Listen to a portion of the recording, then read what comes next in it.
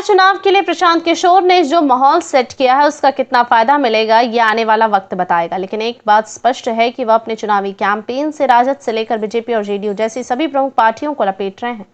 जनसुराज अभियान के नेता और चुनावी रणनीतिकार प्रशांत किशोर ने इस बार सिवान के बाहुबली रहे शहाबुद्दीन परिवार को लेकर भी निशाना साधा है। दरअसल द ललन टॉप को दिए इंटरव्यू में प्रशांत किशोर से रिपोर्टर पंकज झा ने कहा, मुझे लगता है कि तेजस्वी अपने पिता लालू यादव से अलग छवि बनाने की कोशिश कर रहे हैं। इस पर प्रशांत किशोर ने रिपोर्टर से उदाहरण देने को कहा। उदाहरण देते हुए पंकज झा ने कहा कि पहले जो नेताओं का वर्चस्व होता था वैसा नहीं है। एक दौर में राजद के पास शहाबुद्दीन से लेकर एक से बढ़कर एक नेता थे।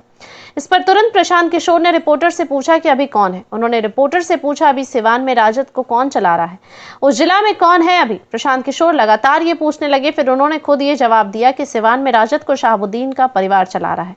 प्रशांत किशोर ने राजद के कई ऐसे नेताओं के नाम रखे जिनका बोलबाला उनके अपने जिले में है। उन्होंने गया के सुरेंद्र यादव का नाम लेते हुए कहा कि गया में सुरेंद्र यादव का दबदबा है और उन्हीं के कहने पर टिकट बांटे जाते हैं।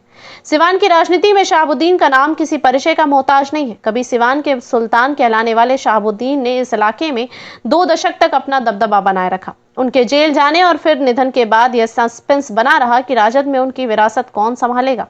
2025 के विधानसभा चुनाव में शहाबुद्दीन परिवार की बड़ी भूमिका होने की उम्मीद है। ऐसा माना जा रहा है कि शहाबुद्दीन की पत्नी हिना और बेटे उसामा शहाब के कहने पर ही सिवान जिले के टिकटों का बंटवारा किया जाएगा। उसामा शहाब को पहले ही रघुनाथपुर विधानसभा से उम्मीदवार बनाए जाने का ऐलान हो चुका है। वहीं जिले की अन्य सीटों पर भी उसामा का प्रभाव दिखेगा।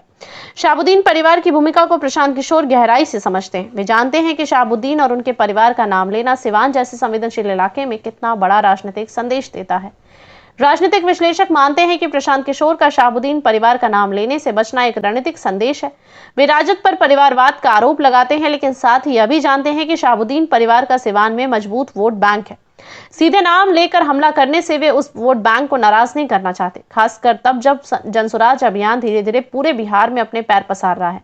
दूसरी तरफ ये भी सच है कि उसामा शहाब अब राजद के मुस्लिम नेताओं का नया चेहरा बनते जा रहे हैं। शहाबुद्दीन के जाने के बाद जो राजनीतिक खालीपन था उसे उन्होंने काफी हद तक भर दिया है। यही वजह है कि विपक्षी दल भी अब उन्हें हल्के में नहीं ले रहे हैं। जनसुराज अभियान के लिए भी यह चुनौती है, क्योंकि पीके जिस नई राजनीति की बात करते हैं उसमें सिवान जैसे इलाकों में परिवारवाद और पुराने वफादार नेटवर्क से पार पाना आसान नहीं होगा। सूत्रों की माने तो जनसुराज अभियान रघुनाथपुर सीट को अपने टारगेट के रूप में देख रहा है। यह इलाका सामाजिक और जातीय रूप से जटिल है, जहां यादव, मुस्लिम और भूमिहार मतदाताओं का संतुलन किसी भी उम्मीदवार की जीत हार तय करता है। ऐसे में पीके ऐसे चेहरे की तलाश में है जो स्थानीय रूप से लोकप्रिय हो, जातीय समीकरण में फिट बैठे और राजद विरोधी वोटों को एकजुट कर सके। रघुनाथपुर सीट से इन दिनों जनसुराज की अनिता सिंह प्रचार कर रही हैं। अगर अनिता सिंह चुनाव लड़ती हैं तो उनकी टक्कर उसामा शहाब से होगी। उसामा शहाब को पहले ही रघुनाथपुर से पगड़ी पहनाया जा चुका है।